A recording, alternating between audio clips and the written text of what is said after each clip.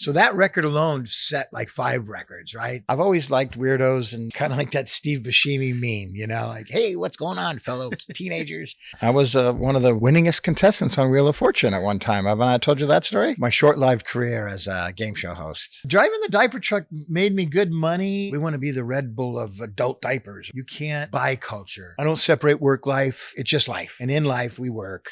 1, 2, 3, 4. He's no one, she's no one, we're no one. So again, appreciate it. So again, what I'm going to do is I usually try to do an icebreaker and get it going. So I'll see if Nick, our producer, can kind of help me out here. Hey, Nick, can you help me out?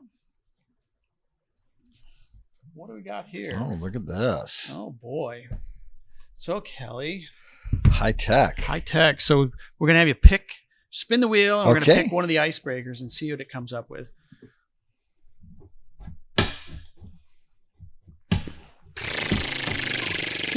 Better days. What number is it? Number 10. Number 10.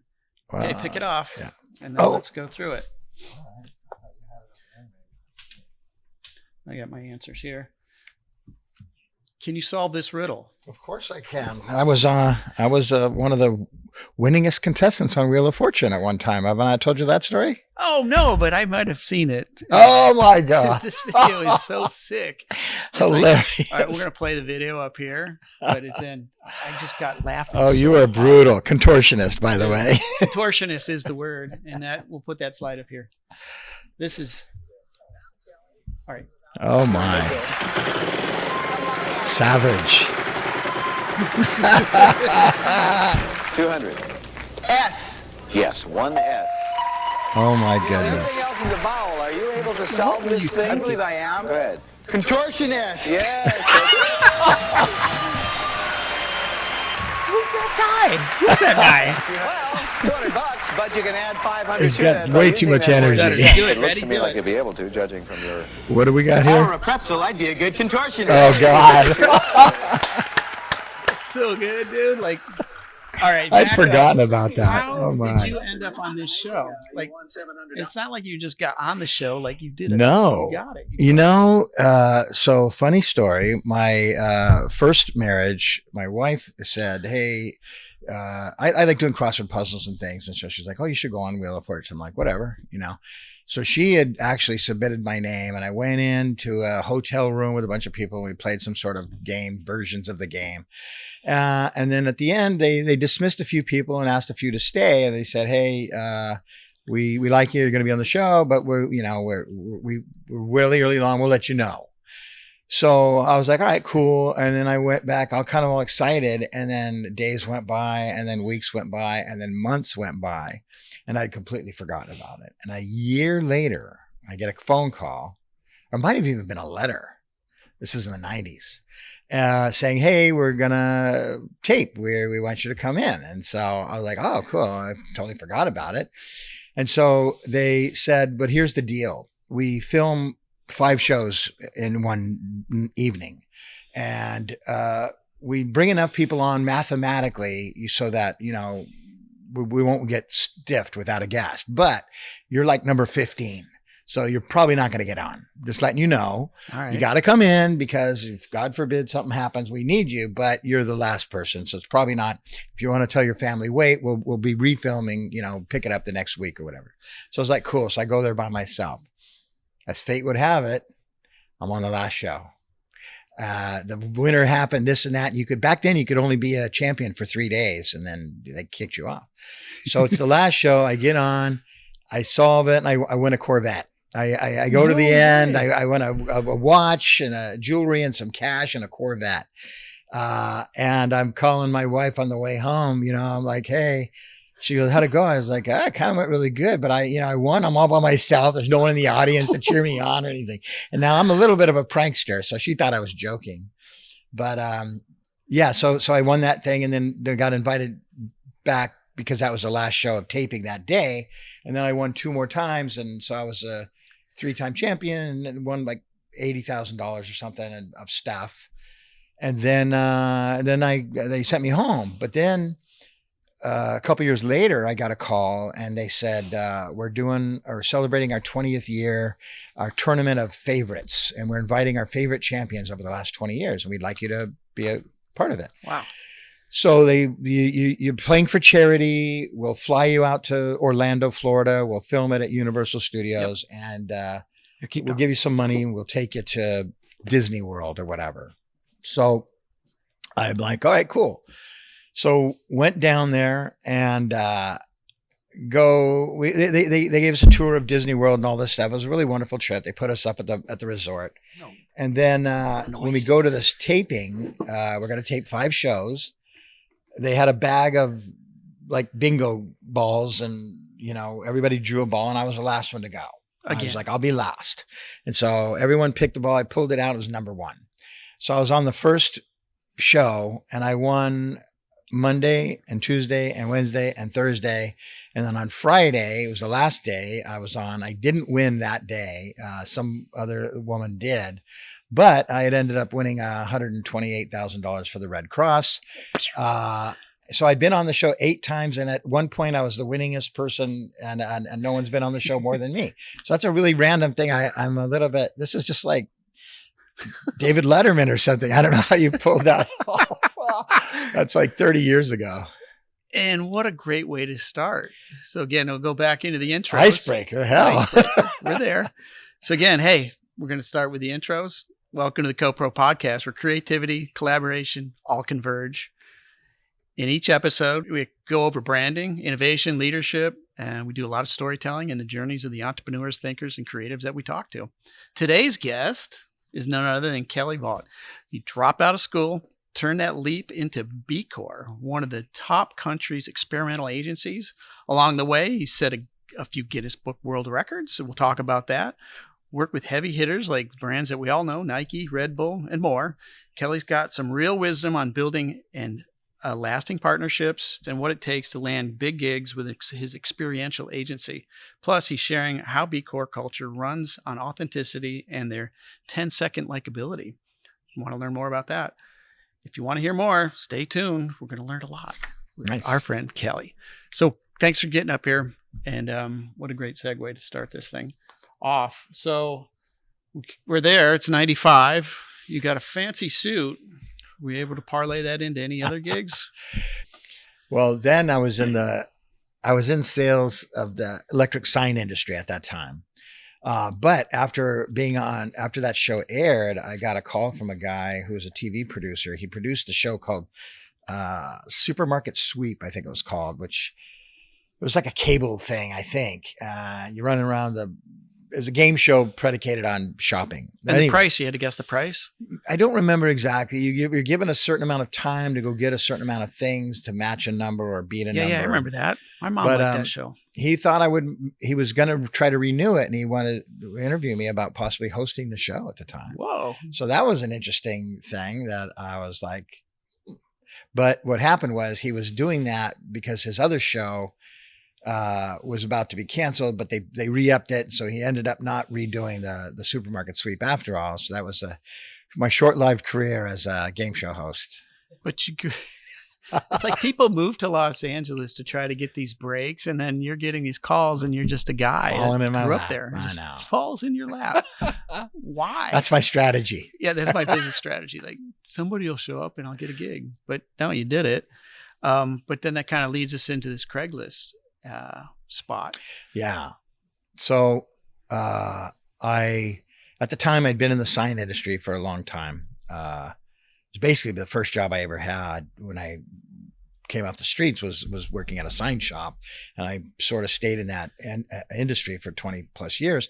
And I got to a point where I just wasn't feeling very rewarding, satisfying. I was making money, but I've never really been motivated by making money. It has always been, I've always tried to just pursue what I'm enjoying, and then the money has always kind of taken care of itself. And so at the time, my wife was like, well, just throw something out to the universe and just, see what's out there. What do you want to do? I said, I didn't know what I wanted to do. I just was curious and wanted to learn and do something new and different. So I responded to this ad on I put a generic resume on Craigslist at the time.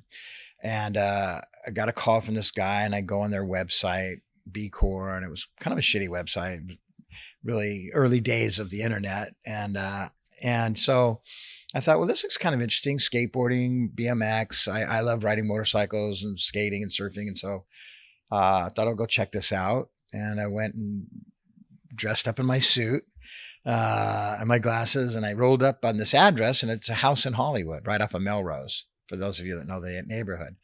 And the house is under construction, and there's a garage. And I'm looking at the garage, and it's been converted into an office. There's a couple of desks and some phones.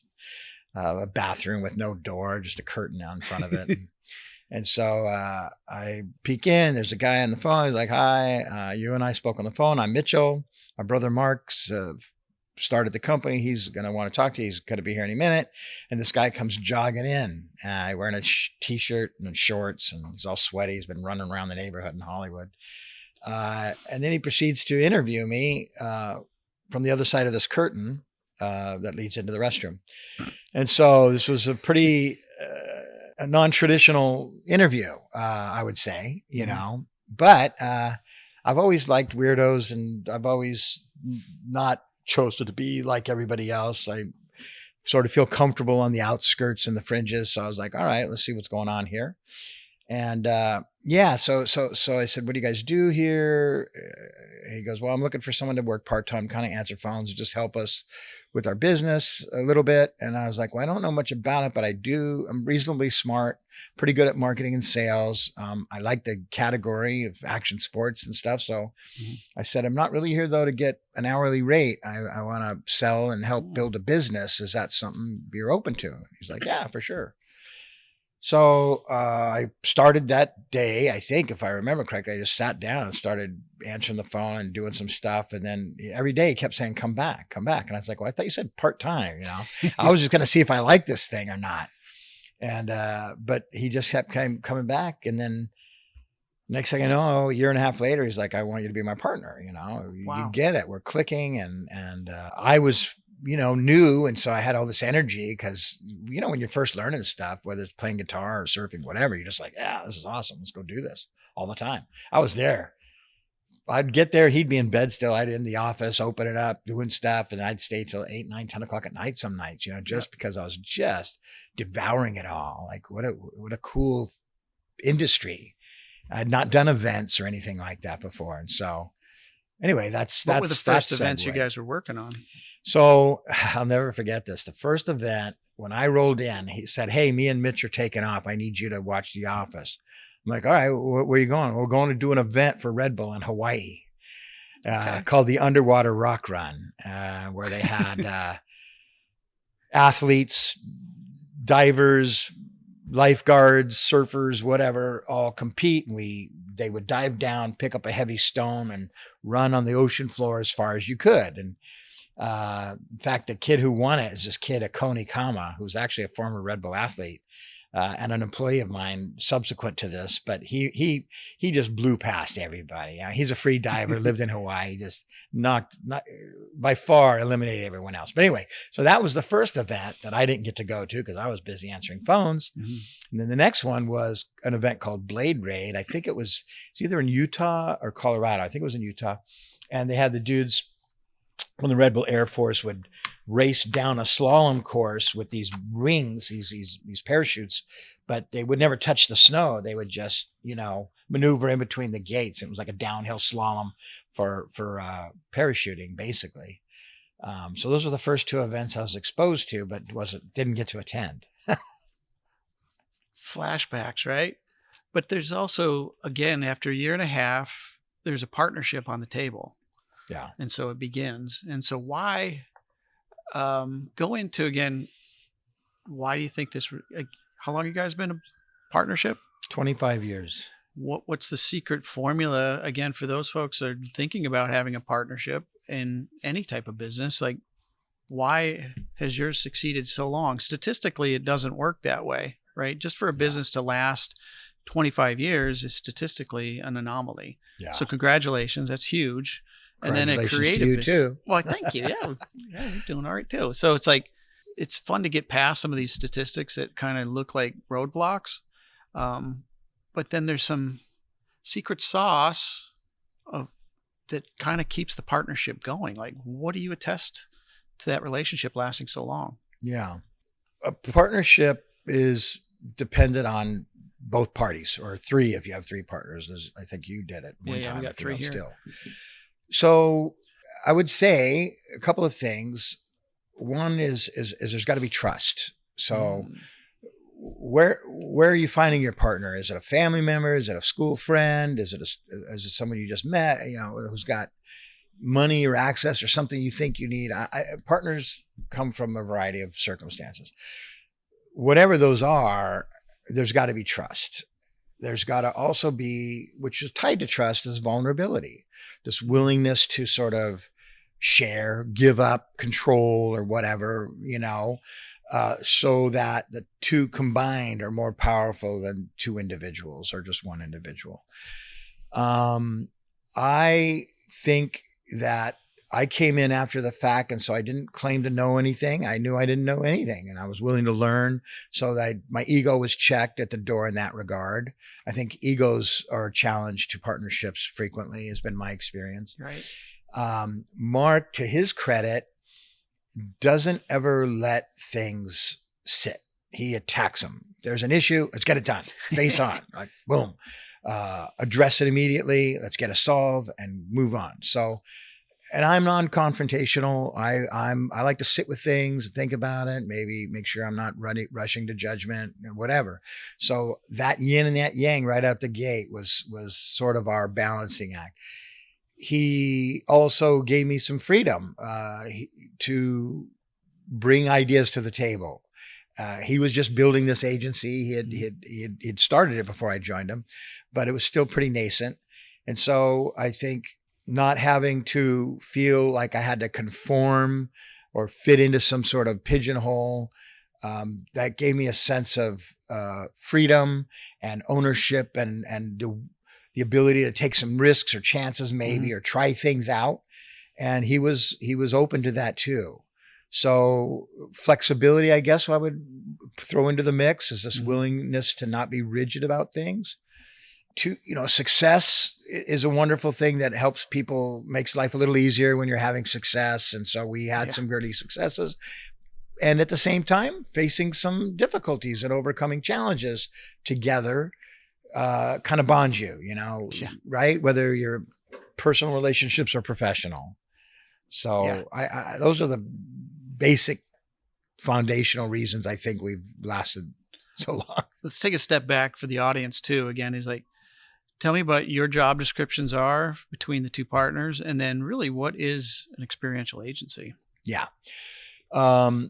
Our titles, we never really were big on titles in the beginning. In fact, I made an org chart early on, and it was basically a solar system. We were all just neutrons flying around, planets, planetary objects that sometimes we're going to be circling each other and working together, but other times you're going to be over here and I'll be over there.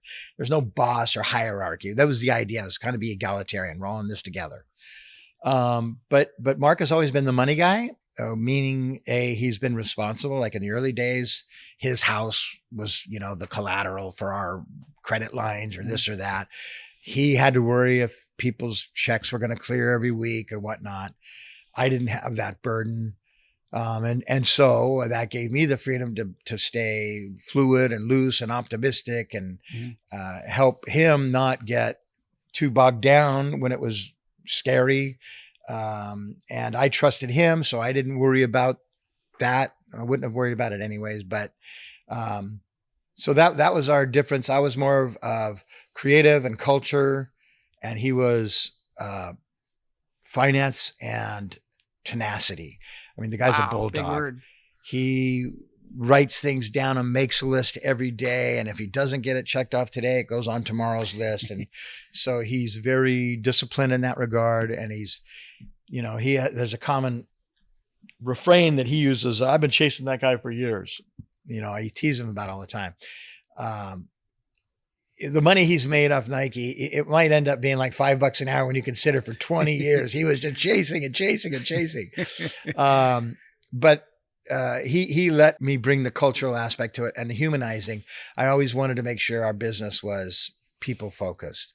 That's just the way I live life, right, in general. And I don't separate work life. It's just life. And in life we work, and we have family and we travel and all of it's in there. Right. Right. And so I'm not going to behave any differently. Now, obviously I'm not going to tell a fart joke at a funeral, or whatever, but generally speaking, you should be yourself and bring your full self to the table and let your people have that freedom so that they just bring in it every day and they feel good about being there, and you're going to get good work that way. And so he would put the guardrails up where they needed and then left us a little bit of free play room in the inside, which was really cool.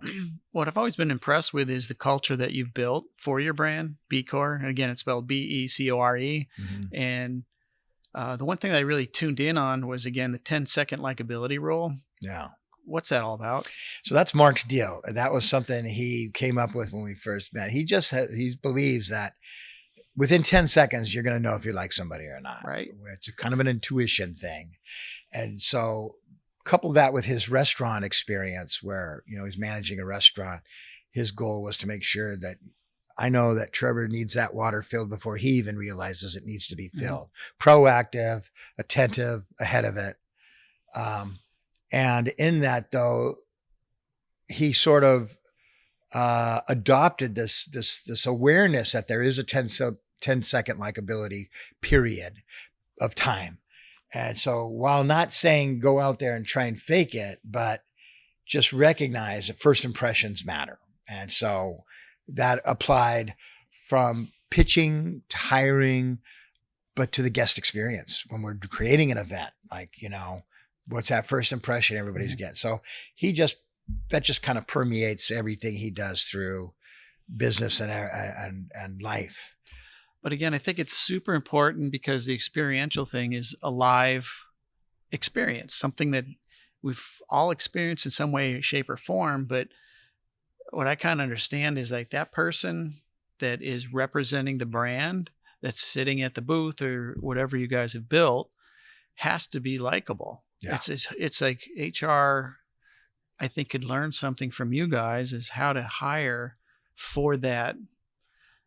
Because it's super important. Yeah. 100%. And to your point, we are IRL. We are face-to-face. It's that first point of contact. So when he first started doing the court tour, you'd roll up to an event and there'd be a booth and some 40-year-old dude doing spin the wheel and handing out T-shirts to the kids. Kind of like that Steve Buscemi meme, like, hey, what's going on, fellow teenagers? And so it was like one of the things, the name BeCore, it's rooted in a core community, right? And those of us, and this as a snowboarder and in the action sports world, there were all these posers and fakers that were trying to jump on the bandwagon when extreme sports first became a thing. Our deal was always be part of the core community. Be authentic, be real. Your employees should match your audience or at least be relatable so it's believable and there's a trust element there. And so, all of that is all together. Appreciate that. One of my first mentors was said, if your client's fat, you better gain weight. He was just like, a bit of a chameleon. You want to be true to yourself, but read the room and make sure you're bringing the right folks. And so many agencies try to be everything to everybody, but the fact is we're not. I like basketball and I like, skating, but I don't know a lot about lacrosse or whatever. Sure. So while I understand human nature, I'm going to bring somebody from the lacrosse world if I'm pitching lacrosse, so that we're speaking the language and we understand the community. And it's another big word we toss around here is authenticity. Yeah. It's like you find and search those people with the authentic voice. And if you serve your community as a brand properly, you'll be served. You'll be fine. Yeah. And I think we can see, we see it here where, again, we'll talk about it a little later as performance marketing and just sort of thinking like the algorithm's going to get the sale and I can measure that click and it lasts for a hot second. But again, if you're actually part of the community, I think you get a longer play to make more money over time. Well, I couldn't agree more. And I think a big shortcoming a lot of people put upon themselves really is this short-termism. We need to be thinking long-term. I mean, as a nation, whatever, as a parent, there are cultures around the world, in Asia in particular, where they have 50-year plans and 100-year plans. And here in the States, it's quarterly results. What did we do this quarter? And people think, using Red Bull as an example, I can't tell you how many people come up and go, oh, you guys work with Red Bull. We want to be the Red Bull of adult diapers or whatever they're selling. And, what you don't realize is they spend a lot of time nurturing that community in their position. They're spending money, they're spending time, they're playing the long game. And all of a sudden they're an overnight success after 5 years or whatever. Category innovator and leaders. Totally. Like, That's a whole nother side of it. Right. But at the same time, they're one of those brands that really know who they are and they stay true to that. And they're not just blowing with whatever direction the wind goes. And that's important as an agency too. And you know this as well. Know who you are and what you stand for and stay in your lane. Not that you're not going to innovate and grow and expand services, but be true to who you are, spend the time, put the roots down. Because if a tree is just all branches and there's no roots, it's going to blow over. So, damn, guy's got a line. I like it. So there's another, again, for those that are interested, you could go up to the BeCore website, and the elements of the Smile Playbook is something that you can download. And so is there any insights there that we could share? Yeah. A lot of people ask me about that, and I love it because we're redoing our website, kind of updating it and everything. And I was like, what's different about us than everybody else? And what are we doing here? We're in real life. I think experiential marketing is one of the most honest forms of marketing or advertising there is, because you're not faking it. It's not a film. There's no actors.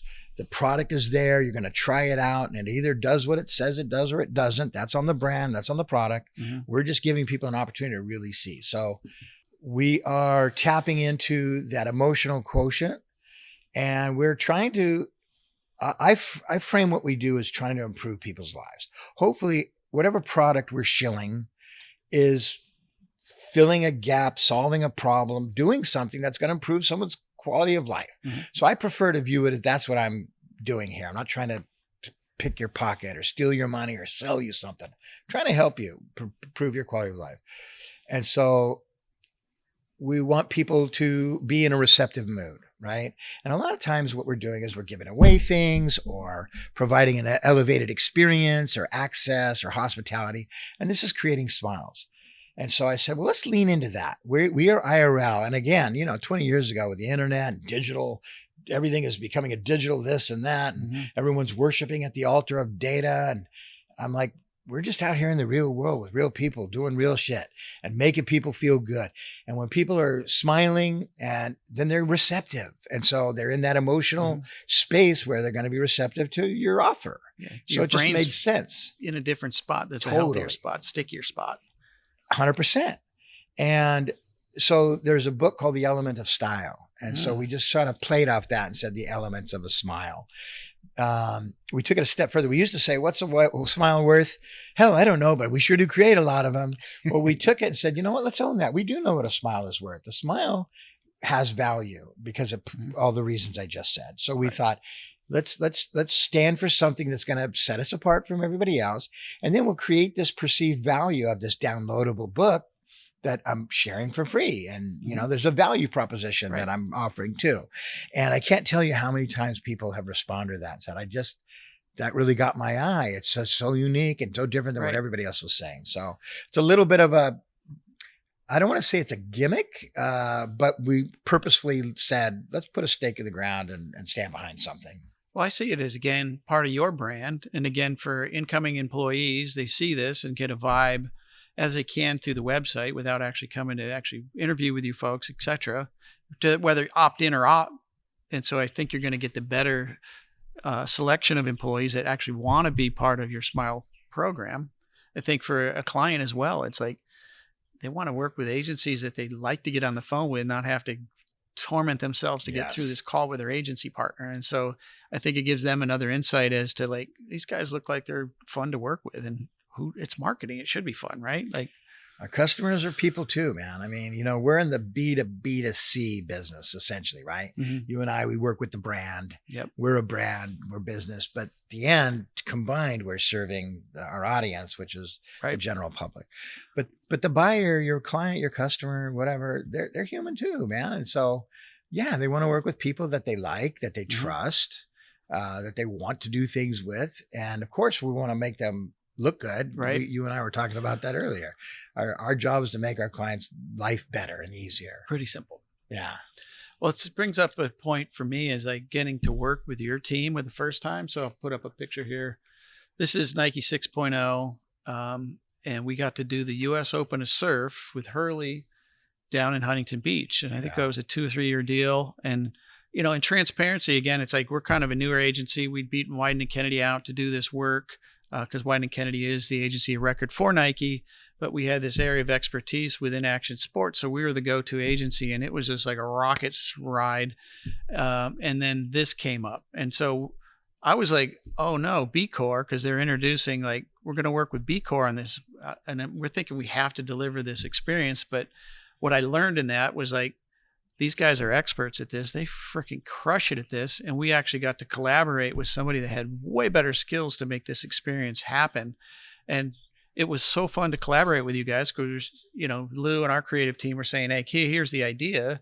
You guys executed it. So it was real, on time, on budget. And there was people manning that thing because, again, if you look at that picture, there was a shitload of people on the beach and they people. all had a good time. And I'm sure even to this day, some of those kids are now adults and they're sharing these experiences with their kids. We met on the 6.0 project, and my recollection is because there was another agency doing a lot of experiential for Nike at the time too, onboard entertainment at the time. And in fact, we were friends of theirs, and they were like, oh, there's this new thing. It's action sports. It's 6.0. They were busy doing soccer and basketball and running and all the big stuff. And this little action sports bullshit thing was whatever, you know. And so we lived it. We were already doing events and Right. Competitions and stuff. You knew it. You live it. You snowboarding and photographing and all the that. time. And so we were happy to do it. And then, boy, you're not kidding, man. It took off. It blew up, and I don't even think we knew where it was going to go because, as you know, Nike wasn't really welcomed into the action sports community in the early days. They were viewed as the outsider, the big dollar guy, and the endemics Corporate. Yeah, totally. And so I think they did the right thing in really endearing themselves and let the athletes take the lead, and they followed their lead and supported it. But yeah. And again, I think for the athletes, and what I've always appreciated with Nike was on the sports marketing side is that, like, Sandy Bodecker wanted to make sure that the skate athletes were treated VIP, no different than Jordan, no different than Kobe. Yeah. And they were. Yeah. And I think that really kind of set and opened up everybody's eyes because it's like, whoa, you guys get to fly first class. Like, you know, and they took care of those athletes. And that was no different for this event too. It was VIP the whole way. It was just insane to be part of that experience. And what a great way for us to kind of get introduced to the ideas of an event of that size. But, you know, you mentioned something earlier too, in ROI, right? And how do we measure success? Yeah. You know, with PR and things that are less tangible. And again, we're talking about performance marketing where you can actually touch it, you know, and I think there's a lot of things that the data doesn't show you on the outside. But again, how would you measure an event like that for the client? Yeah. So we call them ROE, return on experience, Nice. Another little differentiator. I love it. The key I always tell clients is before we even begin, let's set the groundwork. What does success look like? What are we trying to accomplish? What do we want to measure and why? Because it could be a variety of things. Mm-hmm. Most of the time, experiential marketing is employed for launching a new product, brand awareness, changing perception, perhaps, sampling, trials, right? Sometimes it's building loyalty, brand loyalty, and then it goes on and on, signups and this and that, and likes and impressions, whatever. So let's decide in the beginning what matters here. What are we trying to get accomplished here? And for a lot of brands, sampling is a big part of it. That's quantifiable. I want to sample 100,000 cans of Red Bull or whatever it is. Yep. So set it up with that. Let's just know what we're trying to do here. The other darker side of all this is we just intuitively, we know that when people are in an environment that they've opted into, they've entered into your world of their own volition, you're treating them with respect and welcoming them and offering them something and in return for their attention. There's this give and take, and they're participating in the conversation. That's a receptive state of mind that's gonna stick with them. The memories, the brand value proposition, or whatever of that is way more lasting than a billboard or a banner ad. I used to tell people, I'd give a talk and I would say, who here remembers the last ad you saw on the internet today? What's the last billboard you passed up? Right. I don't know. Do you remember your first concert? Hell yeah, I do. Oh yeah. Remember your first kiss?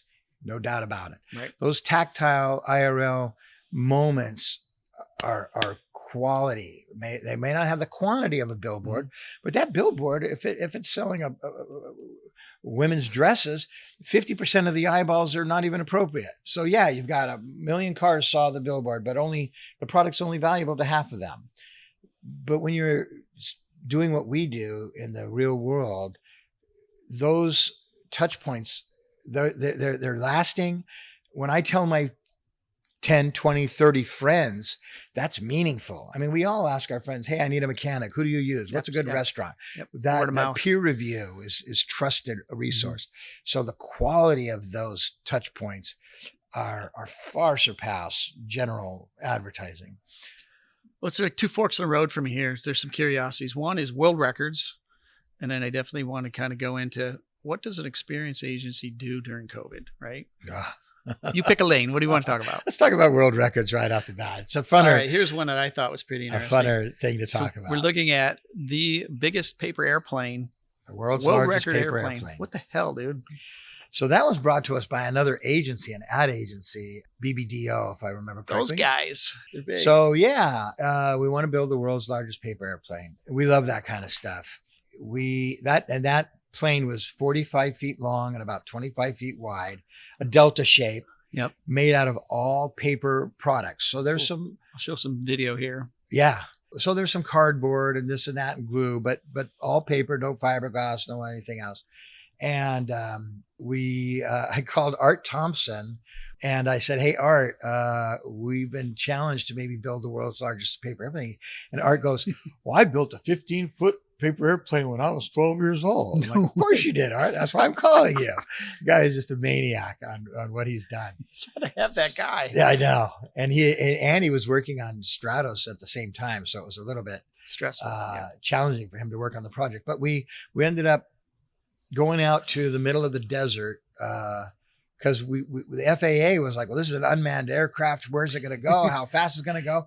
We don't know. It's never been done before. But Kirby Chambliss, the Red Bull pilot, had an airstrip out in the middle of Arizona, and he would kindly let us use his property. And so it was a little bit of leveraging our relationships, to help grease the wheels a little bit. The plan was to launch this via a helicopter. We attached a clevis, and we're going to raise it up and fly it, and then launch the plane. The original pick point, which should have been the nose, was decided to be in the middle. And when we went to raise the paper airplane, it went and snapped in half. Oh no! So we had to drop it back down and do some repair. And we've got media and kids and schools and stuff out there watching all this. But Kirby was kind enough to bring his plane out and did a little aerial show for everybody to keep everybody entertained while we were like, what are we going to do? So we ended up repairing it and put the pick point at the nose, and then the helicopter raised it. And as you see in the video there, it ended up traveling 98 miles an hour, went just about a mile before it crashed into the desert. What opportunity. That's what we call earned media, by the way. And then we got our buddy here, Robbie Madison. So again, I think this record's been broke, but what we're looking at is a 322 foot leap of faith. Yeah. Bringing back the old days of Evel Knievel, which is one of his idols. But yeah, working with a brand like Red Bull, the can says revitalizes mind and body. So for a series of years, it wasn't a New Year's Eve that I wasn't working on New Year No Limits for Red Bull. Oh yeah. Every year. And it was Levi LaValle or Robbie or Travis Pastrana. And just a ton of fun record set that we get to be a part of without having to take any of the risks. Isn't that? But one of my favorites, and again, I think Helmet actually worked on this too, right? Was Felix 100%. Baumgartner. And again, RIP, sad news here this year, but what a crazy, crazy project. Yeah. When people ask, what's your favorite things you've done, I've done some pretty cool stuff. And again, small part of a very big crew on that. And it lasted for months. I mean, we built the media center and mission control out in the middle of Roswell, New Mexico. We were out there for 3 months feeding the crews and the scientists and everybody and Felix. And so I'm not really big on legacy and this and that, but it's kind of cool to say I worked on something that's pretty fucking remarkable that not a lot of people can say they were a part of. And that was rewarding. I think it broke the internet. I thought I saw something like the amount of views it was pulling down was just, it shattered. Live streaming, which was kind of new back then. Yep. The first 2 record holders were Princess Di's wedding and Usain Bolt breaking the world record at the Olympics. And I think they were like 300 and 500,000 live streams, something to that effect, or maybe 800. I can't remember. And this was millions. It just shattered no way the record for simultaneously viewing this thing. And it was also on a 7-second delay because, I mean, Felix could have died. That was a very dangerous. He went into a spin at one point, right? And thankfully was able play to the video here. But yeah. I don't know. I don't see anybody lining up to do that again either. Like, I don't see anybody trying to break. Between that you and record. I, somebody did approach me, and a guy wants to beat it, and he No was way. asking me, and I was like, I invite you to stop and think about it for a couple of reasons. Right. A, why? I mean, these Red Bull had a reason, right? They stand for a lot of things. There was science behind it. NASA was working on it. Could an astronaut survive an event if it were in the atmosphere at a certain height? Mm-hmm. A lot of science behind what we could learn through this. It wasn't just some crazy stunt.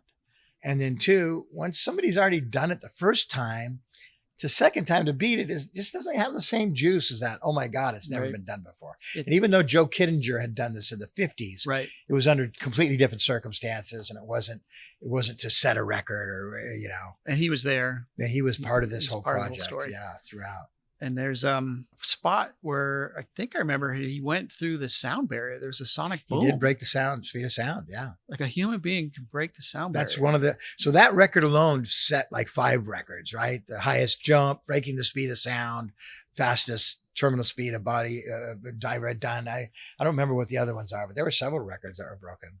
Yeah. It's like, I remember being glued to the TV and watching that thing because it's just like Evel Knievel. You're ready for the crash. You're there to see it. And if he makes it, you're super stoked. But if he crashes, you're just wanting that dopamine hit of like, oh, he didn't make it. Just facing it. Just the fact that he's facing so brave. it. Yeah, it's like, I'm not wishing for anything bad to happen, knowing it could. That's all the energy right there. All right. So Quill Records. And now we've got an experience agency getting through the pandemic. Yeah. I'm like, we had our troubles and opportunities during the pandemic, and we got through it, pretty well. We had Icon Ski Pass, which skiing wasn't banned and everybody could go out and ski. So we kept business moving there. Other businesses slowed down quite a bit, but I was feeling for you guys because we couldn't all get together as human beings and share all the stories of being in person together. Yeah. Yeah. It was uncharted territory. Our world came to a screeching halt, as you know, as you just said. Then we first thing we did was said, well, we're problem solvers by nature. Our job is to solve problems, to figure shit out, whether it's a world record or just an event. At the end of the day, that's what we're doing. So what problem can we help solve? So we quickly we started an entity called Safe Space, where we were going to help people gather safely to the extent that we could with the knowledge that we had at the time, with what the laws would allow and so forth. So we had partnered up with some environmental scientists and some medical folks and created systems in place where you could safely bring people together. And there were protocols, and we established this. And we also agreed that we didn't want to go out of business.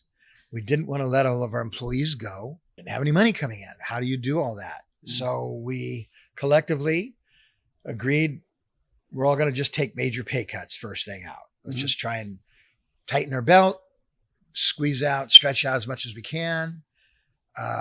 We had 12 or 13 people working on a Red Bull account only, and Red Bull worked with us and agreed to keep them on salary at a reduced rate until we figured out what was going to happen, because we didn't know how long this was going to last. Wow. As it kept going, we made the painful and important decision to sell our building. We had bought a building downtown. It was a much like yours, super creative space. We were part of the community. We had art shows twice a year. We were in the arts district downtown Los Angeles. And it represented our creative spirit. We had a brewery in there and musical band set up. I had a Hammond B3 organ, a drum kit and all this. We would play jam sessions. Just a great place to hang out while you're right. $30,000 a month, and it's empty for a year. That's a lot of money going out the door.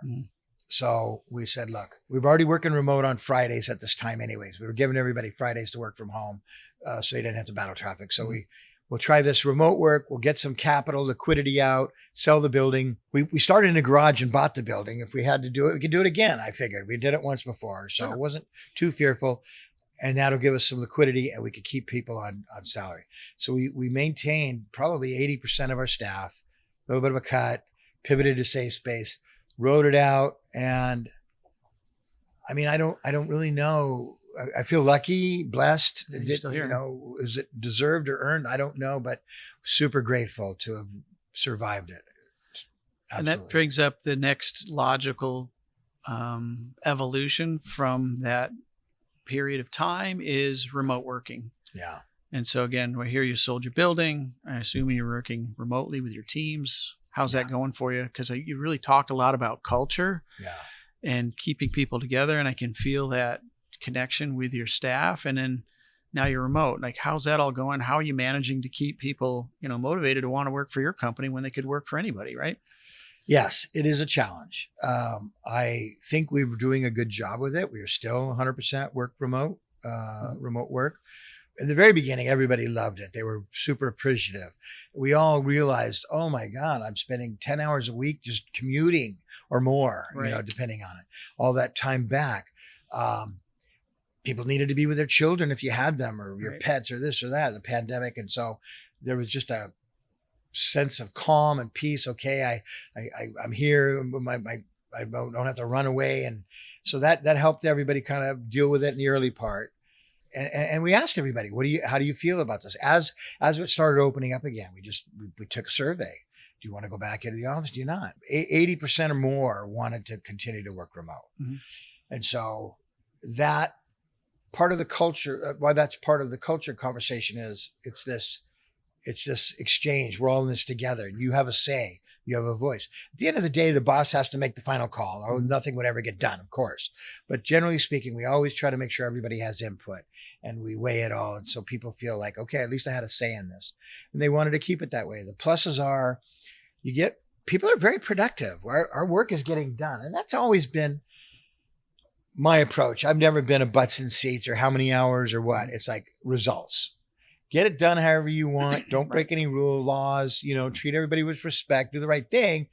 And if it gets done on time, on budget, whatever, that's a win. Right. And so the challenge though, is when we were there, we had our art parties, we had chili cook-offs, we would have battle of the bands. We would play games together. We would brew beer on the weekends and some of the employees would come in and help with that. We had a hallway, and on the wall I had put up these bunch of shelves with cards on them, and people would write complimentary shout outs to their teammates. Beautiful. Hey, Trevor, thanks for your help on the U.S. Open of surfing. Could have done it without you. Really appreciate it. And it's on display. So as you're walking by, you say, oh, Kelly gave Trevor a shout out. And over here, I see Nick gave one to Kelly, and it's on display, and clients would come through. And so this mutual respect. So we do that now. We have Zoom meetings regularly, at least once a month, for just a general team meeting. And we have what we call shout outs, and everybody puts their shout outs. So it's not written on a card anymore, but it's still part of the process. And at the end of our meeting, our CEO, Steve, reads the shout outs, and you get to hear what everyone is saying about one another. That's beautiful. And I think it's a small anecdotal point about how our culture is about respecting one another and sharing values. And when you feel seen and heard and respected and appreciated and it's acknowledged, that goes a long way. And I don't know that a lot of agencies do that or not. I've been told by a lot of my employees that they value it and they don't see it at a lot of places, and they do feel valued and heard and appreciated. So, and we also work hard. You know how this business is. So, well, it's the one thing I think our business does that you can't get away from is there's a deadline. Yeah. The show is on New Year's Eve. Yeah. It's got to be done. And so you can't hide. Yeah. And so I remember as a younger guy working at GE, and I call them slackers. They would just hide in the corner, just not do anything. And then I had to pick up the slack at the end of the night. But the other part is, again, just sharing how we do it here at Nemo is, again, you're in the building and it's part of our brand and it's part of the experience. And so we are doing all those art shows and trying to get the community together. We're on I'll call it flexible schedule. I don't say we got remote workers, but we have flexible time here. So we're in Tuesday, Wednesday, Thursday. And so the teams have learned to go, hey, if we're going to have a lot of collaboration, let's make sure we schedule that time on Tuesdays so that when they're in the building together, they can do it. I think it's another thing for us. We have 3 partners here at Nemo is the being able to provide a physical somewhere for people to escape. Again, if we do have real life, I'd say we're third. And when I say it that way, I got a third of young families. I got a third of people that are kind of, let's say, on the back 40. And then we've got younger folks that are coming up the ranks. And I think when you get together, the younger guys and gals get to mentor live and in person with the senior person to learn the skill set of how to be a true creative director, art director, because they're living on it live. I feel professionally, Zoom call ends. There is no other dialogue as a water cooler conversation to kind of help this younger person learn the craft and the trade. They may be doing it other ways, and it's a YouTube video. There may be other ways that this stuff gets gets onto the next person, but we do it here in the hallway. It's done live and in person. I think the other one is that people want to feel part of a tribe, and our tenure here is 8 years. So people stick around because they just feel like they belong. And so I think that's part of the risk on remote working. And so I think surveys out, we'll see in 10 years what really happens. But I feel the opportunity's there, and I'm glad that the world is flexible enough to allow it to help people. Because 10 hours in a car, you get that back. That's great. Yeah. But you've also made a change in the ownership structure. So Underdog has come into the picture. That's right. And again, tell me about how that manifested itself, why you guys decided to sell. Like, are you still involved with the day-to-day running of the company? Like, give me some insights as to why do that. Yeah. I think most people I talk to when they building a business, it's not uncommon to say, I'm going to sell it at some point. So if your goal is one day to sell the business, that's your exit strategy or your retirement plan, that is the case for a lot of people. That's what Mark introduced me to, said, hey, let's build this thing up to like 5 million and sell it. Mm-hmm. I was like, sure, I've never done that before. Okay, if that's what we're going to do, that's what we're doing. But you end up doing the work. And if you enjoy what you're doing, your head's down, you're just doing it. And so then you get to 5 million and he's like, wow, let's go to 10. Let's go to 10. Why not? And then 10 becomes 15 and so on. So that's that. But over the years, we got approached by people to make an offer. And it's flattering and you get excited. And my view, whenever I hear stories about people selling their business, I just see them, they're on a yacht in the Mediterranean somewhere now, exactly, hanging out with Leonardo DiCaprio, but it becomes a sort of nebulous, vague, one day thing. And so then when you start, the rubber hits the road and people start going, okay, let's look at your books, let's talk this and that. And you start realizing, this means a little bit more to me than I realized. Really? My DNA is in this agency. I didn't really think about it at the time, but you realize my identity is so tied up in this. Who am I if I'm not the principal at BeCore? Mm-hmm. How do I introduce myself? All these are things that go around in your head. Mm-hmm. I have answers to all these questions, but this is just sort of the initial. And then you care about your employees. And so a lot of times VC money will come in and you realize they don't really give a shit about the company or the people. It's just a money play. And I don't feel good about that. I'm not in this just for that. Mm-hmm. So it doesn't feel right. Fast forward to Dan and Mannix at Underdog, who we had known Dan. He used to run an agency called Lead Dog out of New York. And so our paths had crossed, as happens. You've been in this business longer than I have. You meet people and you stay in touch and whatnot, and they move around. So we had known Dan, and he had sold his business.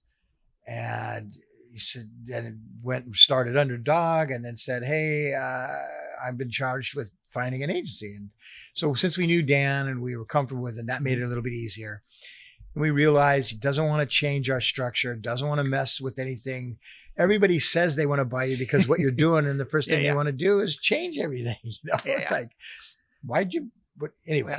So they were like, no, we don't want to touch it. You guys do you. Like, okay, that feels good too. They were also, just fair about how business runs and how we value our company. There's no outside entity who values your company more than the founders. Sure. That's just your baby. The numbers say one thing, but no, we're worth way more than those numbers. So they were realistic and reasonable in how they assessed our value. Right. And that meant a lot to me. And all of that came together and it felt right. Yes, still involved in the day-to-day of the business.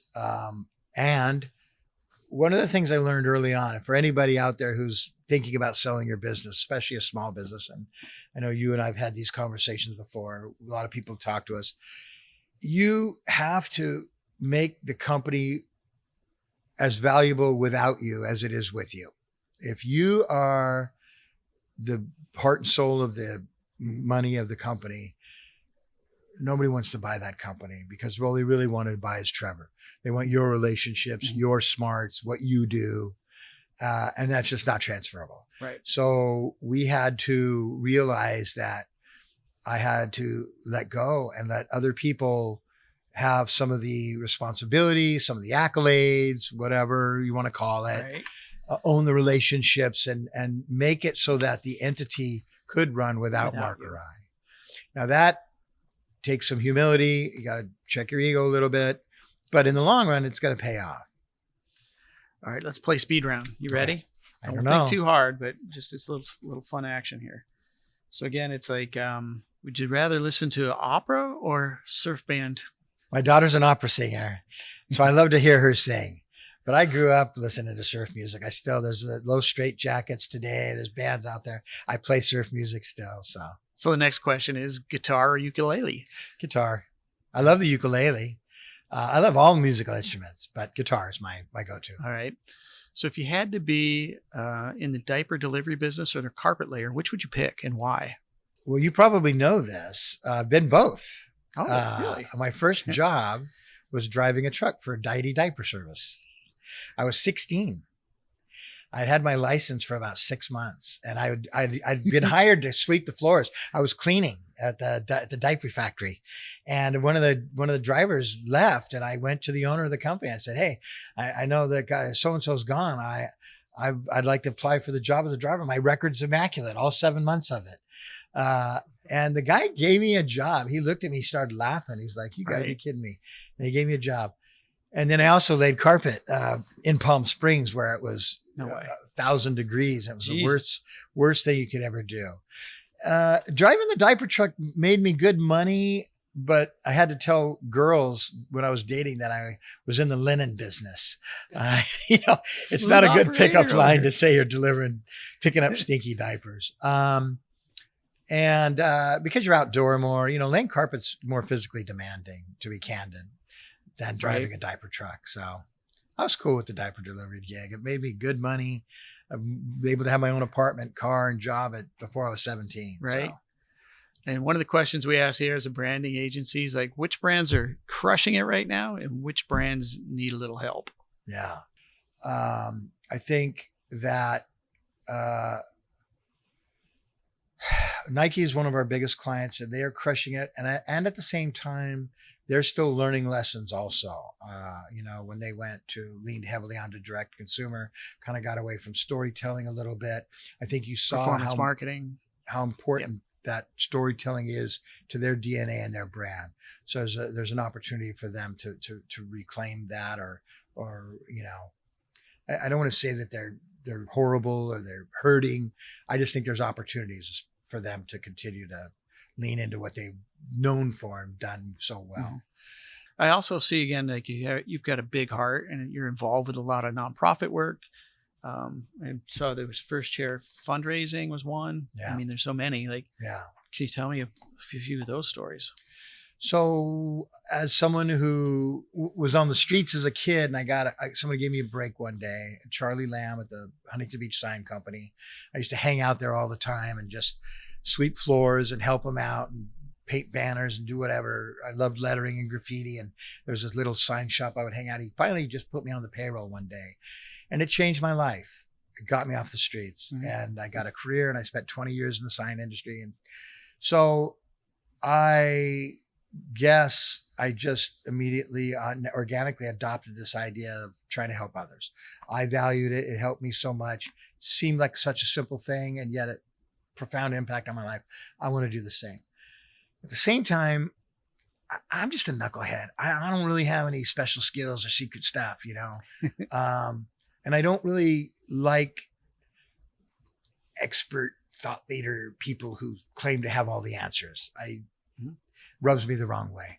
The thing about life that's so wonderful is we don't know shit. I mean, it's just a big mystery and it's a miracle.